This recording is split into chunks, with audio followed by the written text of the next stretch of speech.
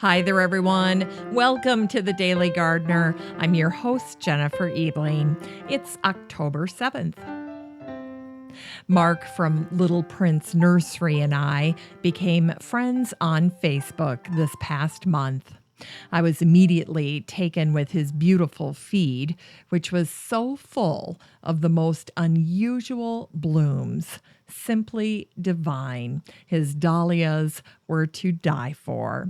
Anyway, at some point, I gave him a call, and we were talking away, and Mark asked if he could send me some plants. Yeah. Anyway, they arrived just as we were headed up to the cabin this past Friday, so I grabbed the box and brought it along. I unwrapped my new plants this morning, and I'm sharing the video of the unwrapping in the Facebook group for the show. So you can check it out there. Just head on over to the Daily Gardener community over on Facebook, and then you can see the video there. And I'm also sharing it in my old podcast Facebook group, which is the Still Growing Podcast group. So there's a couple of different spots on Facebook where you can check it out. And I just wanted to say a quick word about ordering plants through the mail. You know, that used to be such a crazy concept, but our attitudes towards shipping have changed. Most of us get things in the mail that we never dreamed we would get shipped to us. My groceries and toiletries get shipped to the cabin free now, courtesy of Walmart. It's not that the groceries are free, but the shipping is. My point is that shipping has become the norm, and it's only natural that plants would make their way into that process. The chief concern when shipping plants is how to send plants in a responsible and effective way without having to charge a fortune for shipping. I think Little Prince has cracked that code. Anyway, check out the video in the Facebook group. You'll get to see the lovely view at the lake up at the cabin. It was simply pastoral today. It was the perfect fall day. And then watch as I unpack the box from Little Prince. It's so much fun. You get to see the wonderful, unique specimens that Mark sent, the superb packaging, and then my method for acclimating newly shipped specimens. So with any luck, the video will make you feel brave enough to order some for yourself. And by the way, this is not a sponsored ad or anything like that. This was just Mark being Mark and me loving plants. So check out the Little Prince website. And if you have any questions, don't hesitate to give them a call. Little Prince's customer service is so good, you'll feel like you're getting the royal treatment. How about that? I think they have fantastic people on staff over at Little Prince in Aurora, Oregon. Here's today's brevities. Today is the birthday of the colonial botanist John Clayton, who was born on this day in 1773. Clayton's home in Virginia was called Windsor, and he created an excellent botanical garden and one of the first for America at Windsor. 500 of Clayton's herbarium specimens were referenced for the Flora Virginica and were compiled by Gronovius along with input from Carl Linnaeus. And today is the birthday of the gardener, nurseryman, and expedition sponsor Joseph Knight, who was born on this day in 1778. Knight was a gardener to George Hibbert, and he was also a private nursery owner, and a very successful one at that. His ability to sell plants and feature plants in his welcoming showroom was tremendous. When John Claudius Loudon visited Knight's nursery in 1831, he wrote, The effect on entering is excellent, the termination of the telescopic vista being a bronze vase, which is about 6 feet in diameter and weighs several tons and is painted blue on the inside. It has a very cheerful and elegant appearance. Loudon reported on a number of plants at Knight's Nursery. On the rhododendron, he wrote, "So abundant is the honey secreted by the rhododendron that when they are shaken, it falls from them like large drops of rain." On Knight's orangery, he wrote, "The mandarin orange is remarkable for its perfume as well as its flavor. It separates from the rind like the kernel of a nut from its shell, without any trouble of peeling or paring, and has been very appropriately designated by the Chinese as the aristocrat of the orange family." In 1829, after Hibbert retired, Knight received his entire collection of plants, which he added to his nursery called Knight's Exotic Nursery. Knight used his nursery as a training ground for young gardeners. At the time, Knight's nursery was truly one of the best in the world. In addition, Knight was able to obtain plants from the explorations he sponsored, and he had a knack for tending to new plants.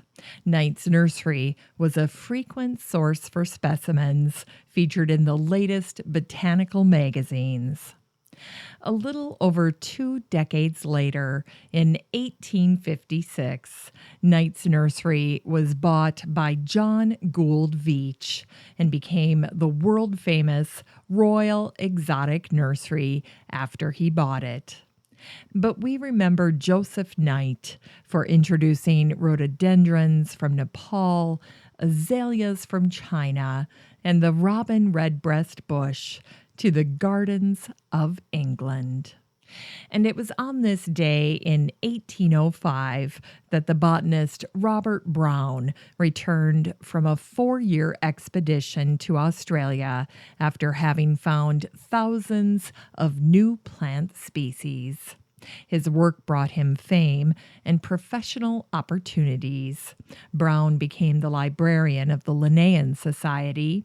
His knowledge of new plant species made it possible for him to write breakthrough papers and books that had to do with plant classification and Australian flora. Brown also became the librarian for the Banks Herbarium, and he enjoyed the friendship and trust of Joseph Banks. When Banks died in 1820, he left everything to Brown: his herbarium, his library, and even his house. On this day in 1868, Cornell University welcomed the very first class of students to the rural campus overlooking Lake Cayuga in Ithaca, New York. An agricultural land-grant university, Cornell was endowed by Ezra Cornell, one of the founders of Western Union Telegraph Company. There's a funny little story about Cornell that involves its founder, Ezra. It goes something like this. When Ezra Cornell said, "Any field for any person," someone else said, "But then everyone will want to come here." And Cornell replied, "Not when they find out where it is." If you happen to be in Ithaca during the growing season, the botanical gardens at Cornell University are well worth a visit. Below Cornell's campus is Lynn Rock, the home that was commissioned by Cornell for himself and his family. Sadly, Cornell died just before its completion. And in case you're wondering, yes, Lynn Rock is Cornell spelled backwards. It was Ezra Cornell who said, "Idleness is to the human mind like rust to iron." In unearthed words, today is the anniversary of the death of the American physician, poet, and humorist Oliver Wendell Holmes, who died on this day in 1894. It was Holmes who said, "What lies behind us and what lies before us are tiny matters compared to what lies within us." Holmes said, "Youth fades, love droops, the leaves of friendship fall, a mother's secret hope outlives them all." And when garden writers write about pests in the garden, they often include this quote by Holmes: "On every stem, on every leaf, and at the root of everything that grew was a professional specialist in the shape of grub, caterpillar, aphis, or other expert whose business it was to devour that particular part." In 1889, Louise Chandler Moulton published her book of poetry called In the Garden of Dreams. She sent a copy to Oliver Wendell Holmes, and he wrote her back in a letter dated December 29, 1889. He said, "I thank you most cordially for sending me your beautiful volume of poems. They tell me that they are breathed from a woman's heart as plainly as the fragrance of a rose reveals its birthplace." Holmes was clearly a sentimentalist. In his poem about the dear days of his youth, called No Time Like Old Time, he wrote, "There's no time like the old time when you and I were young, when the buds of April blossomed and the birds of springtime sung." Today's book recommendation is Gardening with Foliage First by Karen Chapman and Christina Solwitz.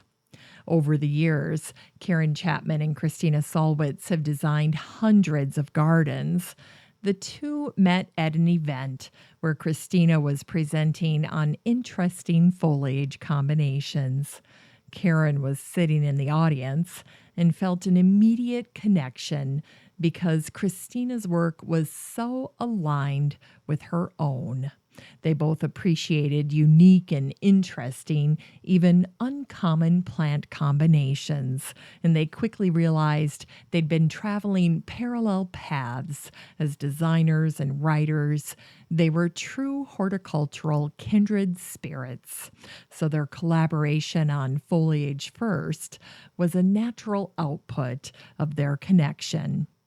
I had the great opportunity to interview Karen and Christina back in March of 2018 on episode 603 of the Still Growing podcast. If you want to check it out, just search for Still Growing in your podcast player and then search for episode 603.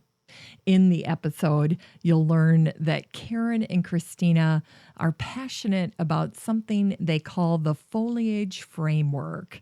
This is their starting point for designing a garden. Well-planned gardens feature foliage that offers year-round color, texture, and interest. Add in blooms and art, and you have a lovely garden. Karen and Christina's book is expertly organized with color-coded pages by season, spring and summer, fall and winter, and also by exposure, sun or shade. Here's today's garden chore. Pot up bulbs for spring forcing now. You can pot up a variety of bulbs right now. I like to put together pots with a nice mix, hyacinths, tulips, and crocus. I place them pretty close together in the pots, and then they can either go in the refrigerator in the garage, in a cold frame, or in a trench outside.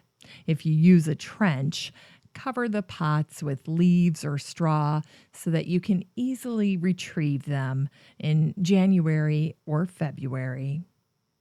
Finally, here's something sweet to revive the little botanic spark in your heart. On this day in 1930, the newspaper in Union, Missouri, published a little story called Unique Loyalty about a little boy who was helping some plant explorers. Here's what it said. A story was told of a party of English botanists who were spending a summer in the Swiss Alps collecting specimens of rare beauty and considerable value.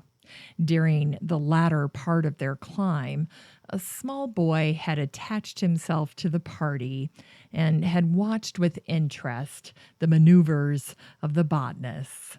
After discussing the situation for several minutes, one of the members of the party turned to the boy and said, "Young fellow, if you let us tie a rope around your waist and lower you over this cliff so that you can dig up one of those plants for us and let us pull you back up without harming the plant, we will give you 5 pounds." The boy looked dazed for an instant and then ran off. But within a short time he returned, bringing with him an old man. The boy turned to the man who had made the proposal and said, "Sir, this is my father. I'll go on to the valley if you'll let my father hold the rope." The boy probably had confidence in the ability of the botanist to hold the rope, but he had faith in his father's protecting care. Thanks for listening to The Daily Gardener, and remember, for a happy, healthy life, garden every day. The Daily Gardener is produced weekdays in lovely Maple Grove, Minnesota. You can find complete show notes over at thedailygardener.org, and be sure to share the show with your garden friends. You can find The Daily Gardener on all your favorite social media, Instagram, Twitter, and Pinterest, and of course, Facebook. While you're over at Facebook, don't forget to join the Daily Gardener community. Just search for these 3 words, Daily Gardener Community. The group will pop right up and then request to join. Finally, I want to thank my team at Podfly Productions, where my fabulous editor is Eric Begay. Have a great day in the garden, and we'll see you tomorrow.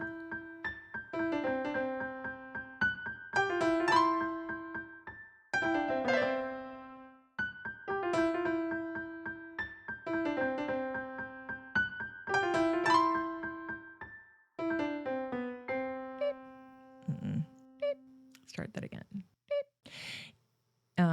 The aristocrat of the orange family. And it was on this day in 1805 that Robert Brown, start that again. And it was on this day in 1805 that the English botanist, and gardeners love this one, but friendship is the breathing rose with sweets in every fold.